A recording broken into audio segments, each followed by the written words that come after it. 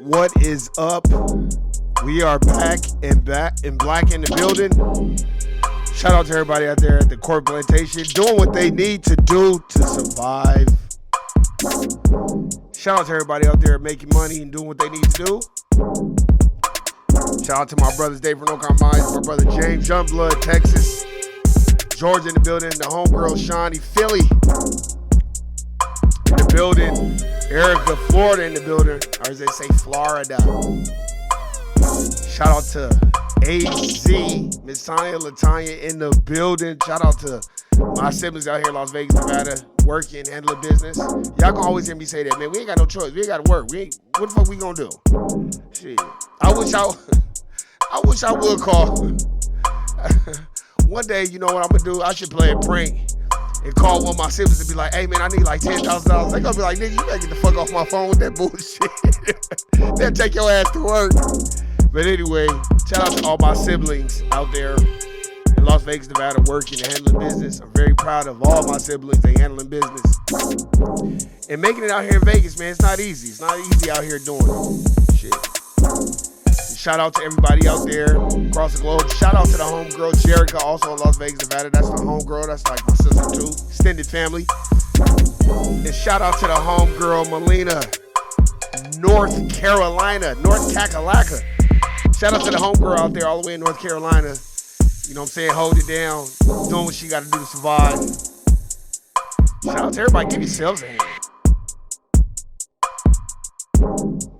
Give yourselves a hand. Let me tell you something, man. This weather out here fucked up. They spraying chemtrails on the air. Man, keep your herbs on deck. God damn. I got 1,000 teas and herbs and shit. Cause 1 minute it's sunny, the next minute it's raining, it's cold. It's like, god damn. But anyway, man, shout out to everybody out there, man. When we get the chance, man, me, David, and James, we're gonna try to do live, man. But man, look, let me tell you something. You know how difficult it is to do a live when people work in different time zones and live in different time zones. One is EST, one is CST, and I'm PST. So a lot of times it be because I can't, scheduling and stuff like that. But we gonna try to get something cracking today. But anyway, shout out to everybody out there. We gonna talk about Monique Point of View. Monique Point of View. That's what we gonna call it. We gonna call it Monique Point of View. And the reason why, because everybody has their own vantage point of how they see things. And we're gonna get into it. But before we get into what Monique said, we don't need to play the audio. We're just gonna have a discussion about it. I just wanna say, I am so proud of our FBA brothers and sisters having platforms where we could go on Shannon's platform, Kwame Brown's platform, Corey Holcomb's platform, Craig Fax's platform. We can go Willie D's platform, Joe Budden's platform. And motherfuckers ain't gotta go to No Jumper, Tariq Nasheed's platform. And motherfuckers ain't gotta go to Vlad fucking TV. So I'm loving it. I'm loving that we're going to Shannon's platform. I'm glad Cat Williams went to Shannon's platform. I'm glad these are discussions we need to have. So let's get it.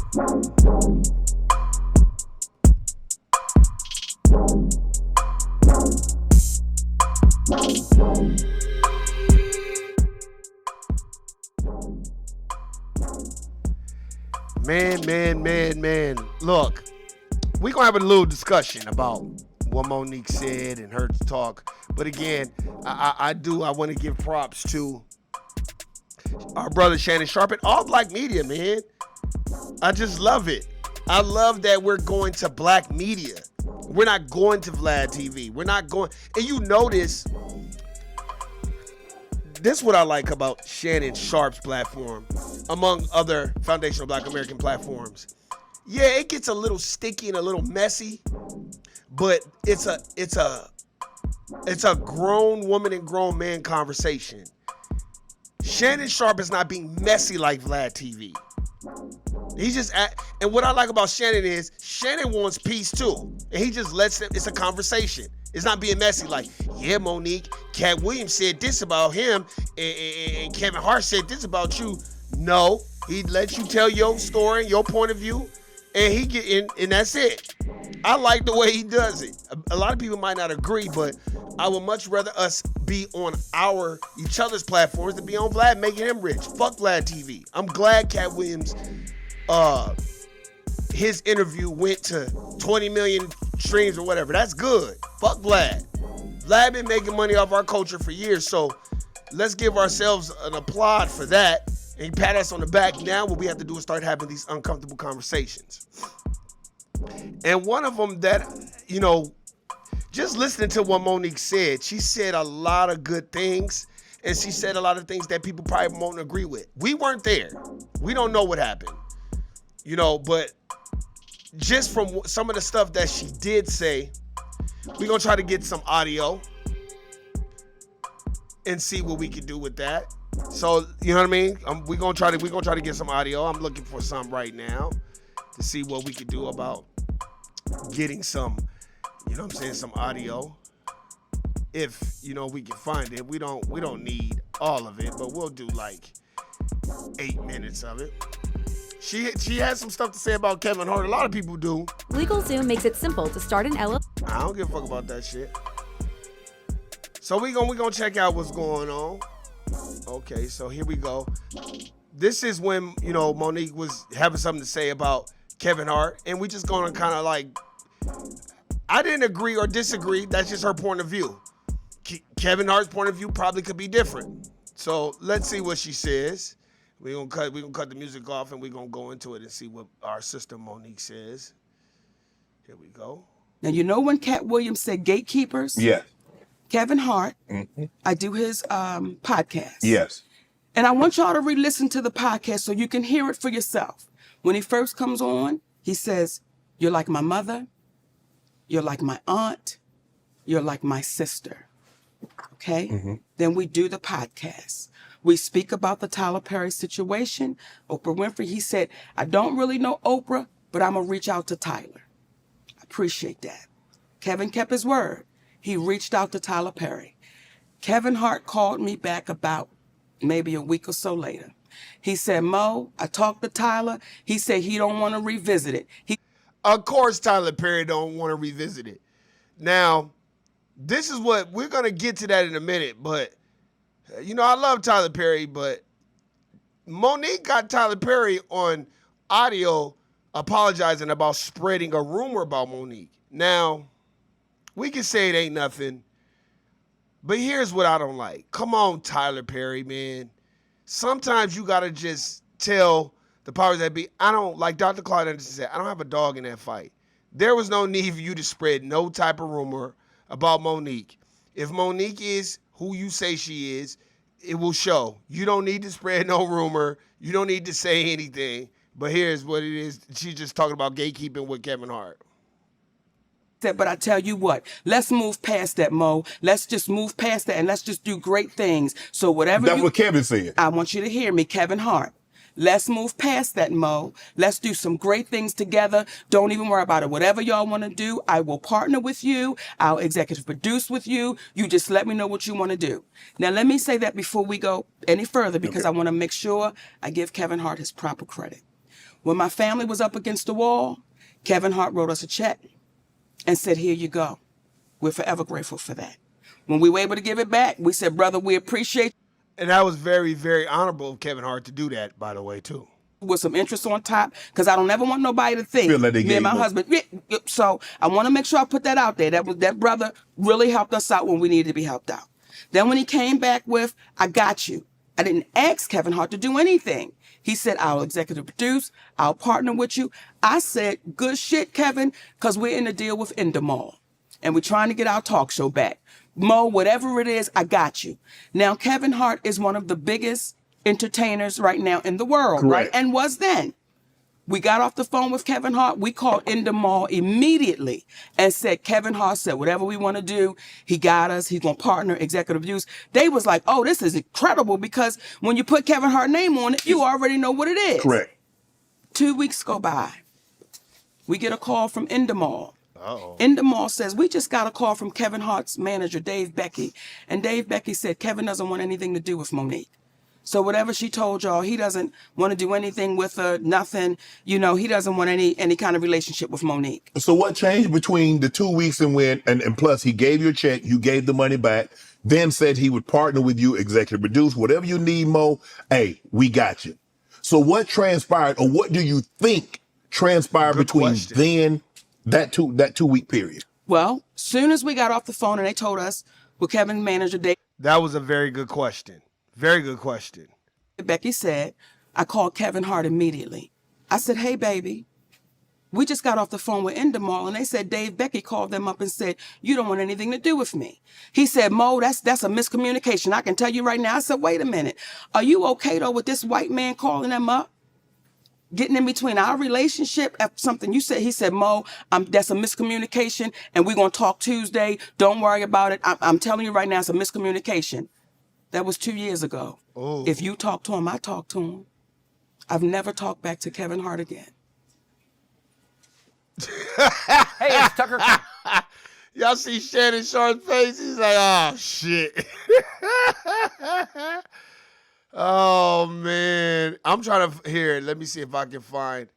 Oh, man. Look at Shannon Sharp. When you allow somebody to come in between a relationship with a woman that you said, I'm like your mother. You said I'm like these things. I didn't ask you for that.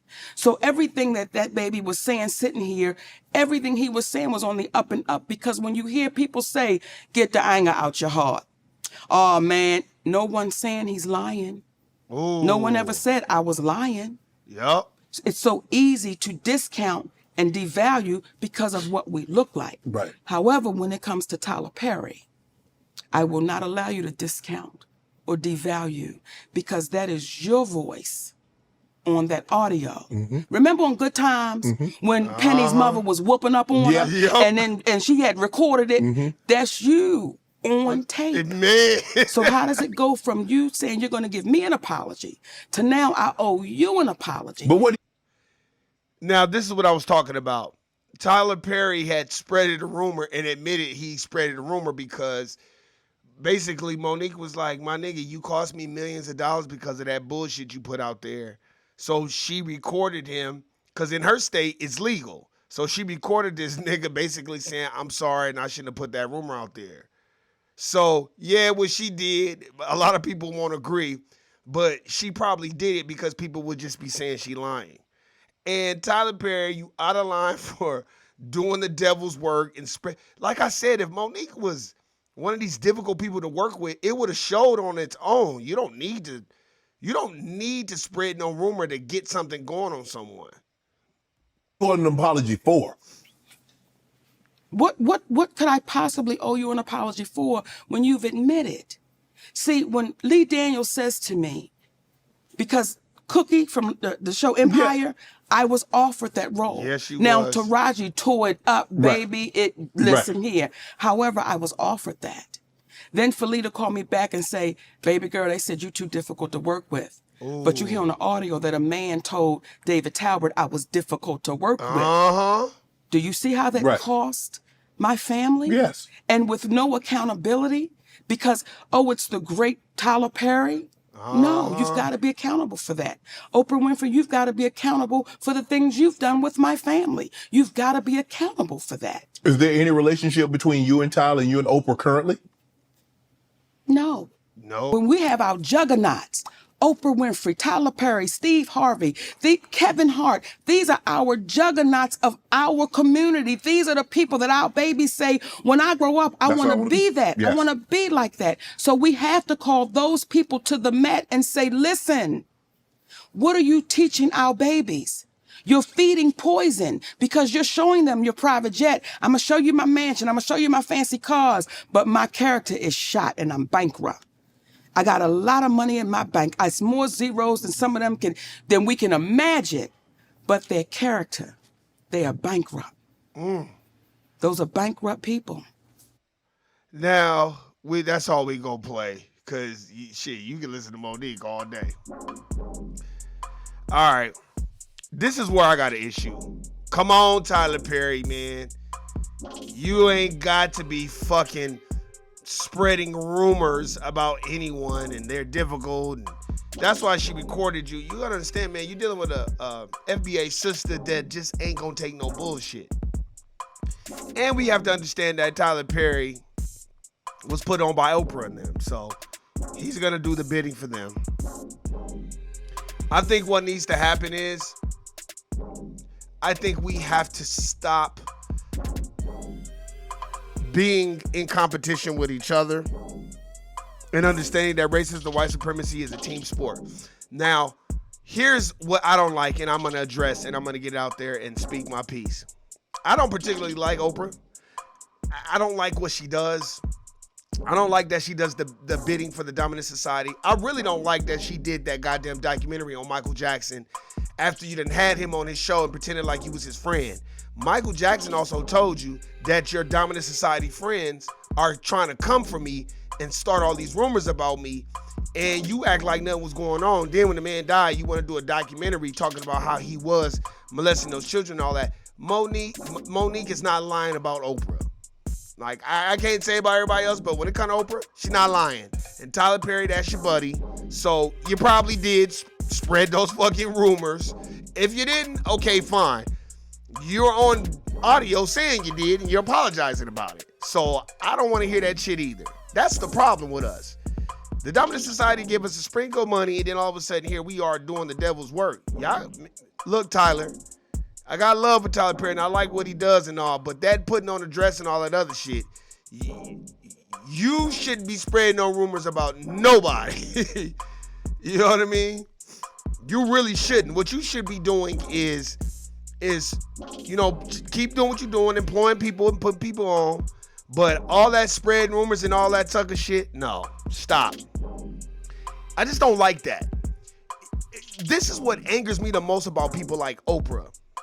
Michael Jackson is the motherfucking king of goddamn pop. Michael Jackson is the king of the fucking record industry. I don't give a fuck what none of y'all say. It has been said that when Eminem did that bullshit video about Michael Jackson, he just bought his masters. Now go ahead and do what the fuck you gonna do now, nigga. It has been said from Michael Jackson's niece, Brandy Jackson, that was on the Tariq Nasheed show, Ism Radio. She said that Michael Jackson will be buying people's masters and giving them back to people because he knew how fucked up the record industry was. Michael Jackson shut down Times Square and told everybody in the United States of America, including the world, that Tommy Mottola was a fucking racist. And then Irv Gotti said that Tommy Mottola called him a nigga. So what does that tell you? So Michael Jackson is a fucking god, and Oprah, how dare you disrespect the Jackson estate and the Jacksons, period, when they are record industry royalty. So fuck Oprah and all her fucking friends that do the devil's fucking work. And it's clear as day. We don't need Monique to tell us that Taraji P. Henson was beyond her breaking point, dealing with all that bullshit and sucker shit on that movie, the shit show, The Color Purple. You can see the interaction between Oprah and Taraji and how Taraji was getting ready to cry because Oprah don't give a fuck. Oh, I'm just a producer on the show. Stop, Oprah. Stop. We don't need Monique. We saw the video. We don't need Monique to tell us nothing about Oprah.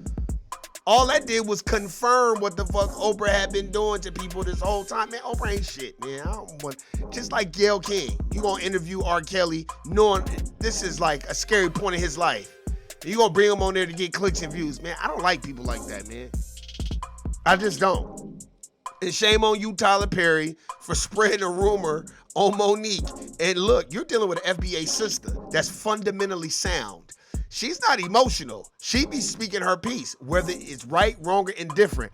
And for her to record you and you admit it, you spreading a rumor? Nah, Tyler Perry, I got love for you, my nigga. But now I don't feel so bad that you couldn't. Look, I stand corrected. David, let me tell you something. David from No Compromise been on Tyler Perry's ass. David ain't never liked all that bullshit. I was always like bipartisan, like, oh, David, he employs people. David like, nigga, I'm out here in Georgia. I don't give a fuck how many niggas he employed. Putting on a motherfucking dress ain't good for our people. And I couldn't even disagree with David. We've had discussions on live. We've had discussions on Twitter Space. They remember that. James Youngblood remember. Erica Shani. Anybody who listens to this podcast, we used to do Twitter Spaces, and David from No Compromise used to be going in on Tyler Perry. Not like attacking his character personally, but David would always come from the perspective of sisters and young black men don't need to see no man be in no fucking dress. You know, David gave us pointers like, what? Look, we already had Geraldine do it. Then we had Martin do it. Like, then we had Eddie Murphy do it. We don't need to see nobody else do that. Like, I remember those conversations. Y'all probably don't think I remember, but I remember, and I was like, damn, man, you right. He was like, it is funny, Warren G, but there's a time and a place for that. And let me just paraphrase what David was saying. David was basically saying, like, okay, we get it. You're doing the dress. We get all that. But, okay, where do we go from here now? You can't keep getting in the fucking dress, my nigga. Even Martin ended. And you ain't seen Martin, well, Big Mama's house. So it's like, for him to spread that rumor, and you know you have power because you're next to Oprah, those are what Mike Epps and Cat Williams says gatekeepers.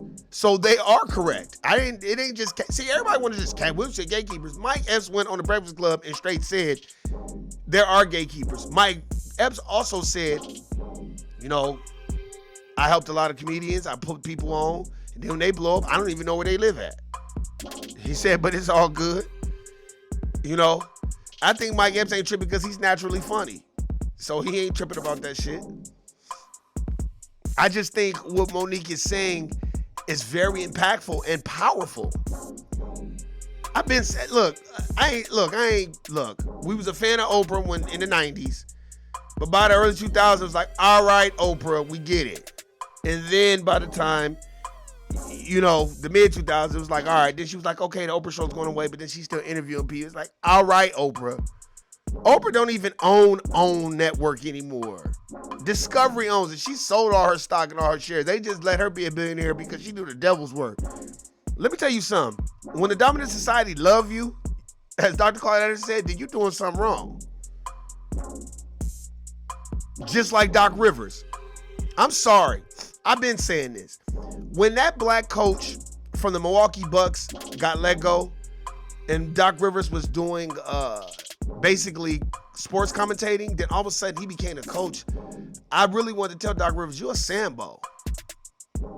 And the reason why is you're giving me Sambo vibes now, because why do they keep hiring you and you've only won one championship in 20 years?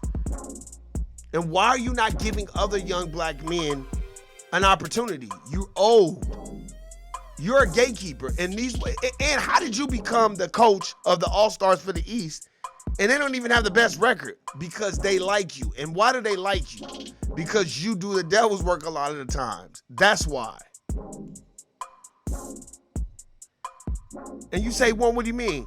Look, man, I got love for Doc Rivers, but how do you go from commentating and then we look up and now you coaching the Milwaukee Bucks? Bro, you just got let go from the 76ers. Let somebody else take a turn. Sometimes it's good to say no. It's good to say fucking no. And I don't think people like him understand that because we jump at any opportunity they give. Sometimes you just be like, nah, no thank you, I'm good. I don't need to do that.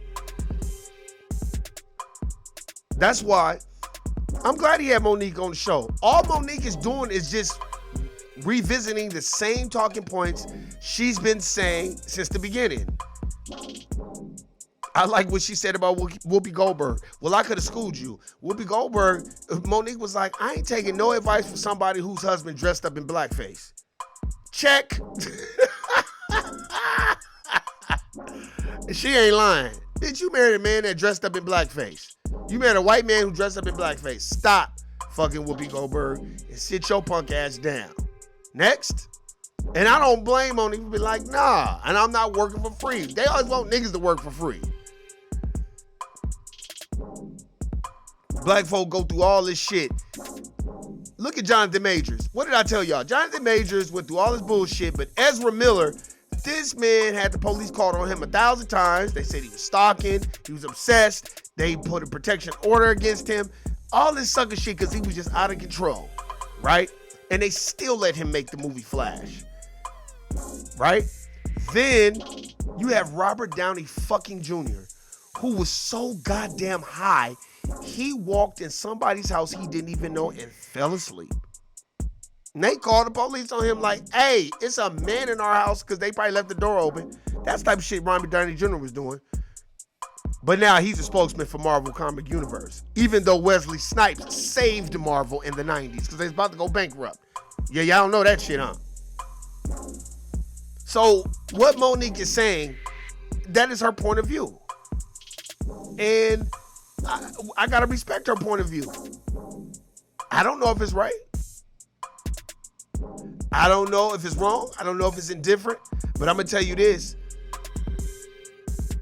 The dominant society will come in between us and sow discord. What has Neely Fuller Jr. told us that David from No Compromise says it all the time?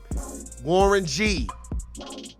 The white supremacists are the masters of confusion, Warren G. I saw that nigga. That is the shit, man. I mean, some of the shit he be saying, it just be resonating when I see the shit. I be like, that nigga wasn't lying. Because I've heard Neely Fuller Jr. say it. I've read it in his book. But to hear somebody that has read a lot of different books say Warren G, like say it in a casual conversation like Warren G. The white supremacists are the masters of confusion, my nigga. Like, bro, like, I don't think you understand Warren G. And it's like, I had to sit back and be like, they are the masters of confusion. They are.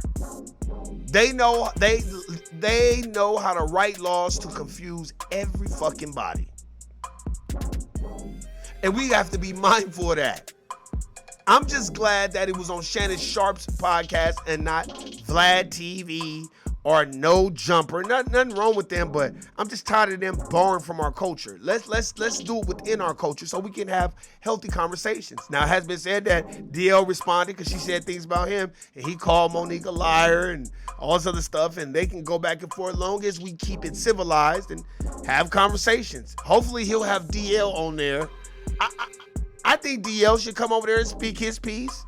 I think a lot of people come on there and speak their piece. And then we'll go from there. It's great for black podcast networks. And I'm happy for Shannon. I'm happy for Monique that she was able to recover. We have to start understanding. Look, I'm related to the Core Plantation. When you know somebody at the Core Plantation and let's say they in management and they real cool with leadership or the bosses, they can either have your name mentioned in a good way or have your name mentioned in a bad way. Straight up. They can do that. I know because I was one of those what they called gatekeepers at one time, but them motherfuckers, they had, nigga, the people had love for Warren because Warren wasn't playing the sucker shit. That's why they didn't like me in no leadership. And I got out of that shit. I did it for like 4 years, and leadership hated my ass because I was for the people. And the people was for me, and they did not like that at all. I'll just, there's just certain things, and I'll speak about it later on, but there was just certain things that happened that other dominant society people was like, how the fuck are these people taking up for this nigga? Because, nigga, when you honorable in business and you come with no malice and no ill-advised intentions in your heart, people will naturally fuck with you. That's a fact. And that's how we gotta be. I'm not saying that Monique is the moral compass of who we should be, but it has been said, it's been said like people by Tariq Nasheed and others that was like, Monique, when she was on Charm School, she was checking those producers about how the black women looked on TV. Behind the scenes, like, what are y'all fucking doing? This is Charm School. Y'all need to stop this shit. And these women are supposed to be changing their lives, and y'all got them looking fucked up on TV. That goes a long way with me, because a lot of people don't do that, and a lot of people don't give a fuck. So, shouts out to Monique. I always thought Monique was brilliant, because I remember when she had that show on BET, she didn't have a lot of sucker shit on that show. And I was like, yeah, this show ain't gonna last long, because she don't got no sucker shit on here. You got, even Arsenio Hall. When Arsenio Hall went in a different direction the first time, yeah, they got his ass about the paint. He could say, I decided to get off TV. Yeah, that's fine. But once you had the Honorable Minister Louis Farrakhan on there, that was it. That was it. And then when Arsenio tried to come back, it wasn't the same. It just wasn't the same. But we know what it is. That's why I'm like, her point of view is great, because it stimulates conversation. You know what I mean? Kevin Hart is a big megastar, and we know that sometimes when you're a big megastar, things get lost in translation, and sometimes people have different opinions on who you are and what you're about. I got love for Kevin Hart. I love, Dave Chappelle, all the top comedians. I love them. I'm glad they get money. But you got to understand, the system of racism and white supremacy, they break their tools when they done with them. So you don't want to be a tool for that system. Go check out Monique's interviews and let us know what you think. I'm not biased towards Monique. Like, why you think I keep saying?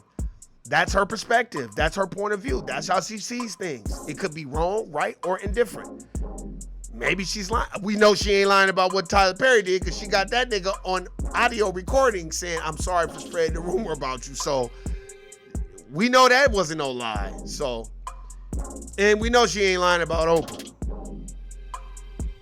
And we got love for Taraji P. Henson and everybody, but we have to understand that what did the Merovingian say in The Matrix? This is all a game. Everything begins with choice. No, it does not. Choice is an illusion between those with power and those without. You better go fucking think about that. Choice is an illusion between those with power and those without. Meaning the people that have the power, they put the food in the grocery stores and our clown asses buy it. We don't know where the fucking food come from. They say it's coming from a certain place, but technically, we're not following the food from start to finish. Somebody needs to do a documentary on, let's follow the food from start to finish. How it's grown, processed, packaged, and shipped to the grocery stores almost every fucking day. So a lot of that food ain't even real food. It can't be food. It can't be. Remember that. Choice is an illusion between those with power and those without. I'm out, y'all. Guilty, nigga.